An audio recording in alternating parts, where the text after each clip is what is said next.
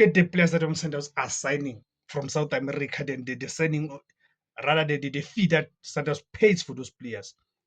Then that makes you realize that of course Sanders do have enough, if in fact they do have more than enough in their bank account to be able to pay their players very well.